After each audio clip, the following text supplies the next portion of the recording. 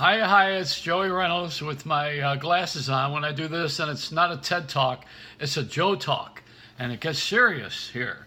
We've got to think about things. You know, our world is screwy. When the top story in the news is Charlie Sheen paying a hooker, and then she goes into the medicine cabinet and takes videos of his prescriptions, finds out that he has HIV positive, and is taking the medication, and she gets paid to not say anything. Usually a hooker gets paid for sex, not for silence. But, you know, this is it. There's a lot of ways to pay somebody. Leave the money on the nightstand. You know, but why would anyone worry about a hooker coming into their place? The only way that would be news is if it's Joel Osteen's house. Other than that, there's nothing to worry about here. And I was watching the president yesterday with all of this going on in Paris, you know, where incidentally, my kids think a little differently than you. They don't know about the peace sign. They think this is a Mercedes.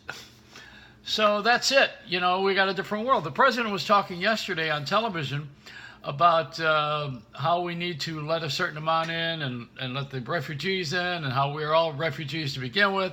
And I was thinking, you know, he quoted the Pope. The Pope is not liberal. The Catholic Church is one of the most rigid organizations in history. They're all about scripture and tradition. It's not about being liberal. There's not about... Now, Jesus was loving, but not liberal. You can be loving, but not liberal. And we're closing the doors to people coming in here. I think what I wanted to do when they rebuilt the World Trade Centers, I thought we should rebuild them exactly as they were and put a mosque on each of the top floors. And I thought, well, you know, we're going to have a religious war. Let them go after their own religion, which is what I think we have. But nobody wants to talk about how this is a religious war. What do they call this thing? They call it something. What's the word that we use? Inquisition. Yeah, that was it, Inquisition. Every religion has done this. It's not that anybody's innocent. We all have our footprint on the blood, you know, and we just got to start talking this way a little bit more on the air. You know, I mean, we have to stop talking about gossip and get into the real facts and not the horrible stories all the time, you know. I was watching Kelly Clarkson on television, and she's okay with being fat. You know, I mean, that's far more interesting to me than somebody finding her eating a pizza, you know, behind someone's back. But this is what we are. We're a gossip society. And I came up with Donald Trump, who has been silent during all of this Parisian stuff, you know. And the reason is because it's very wise to not say anything right now.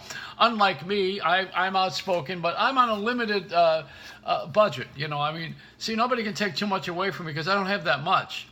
And when I started out in this industry, I didn't want to be much, and it's working just fine. So let me point out what I thought would be a good cabinet for Trump if he becomes the president of the United States. They say that he and Hillary are the two best people to protect our country. If I ever leave this country and I want to come back, I'll be considered an immigrant. They'll never let me back in. They won't even let me back in from Canada if I go over there and buy liquor. But anyway, here's Trump's cabinet. I got it here. Larry David would be the VP. John Leguizamo would be the head of the FBI. Dr. Carson could be the Surgeon General. And the Speaker of the House would be Al Sharpton. Now, that to me is a government. That's how we get this place moving, get this country moving. And I'm the guy that actually was brave enough to put the Jesus stuff on a cup and bring it over to Starbucks and show it to the employees as they were escorting me out to the parking lot with my cup. I just stood outside and waited for donations. Anyway, this is a Reynolds Rap.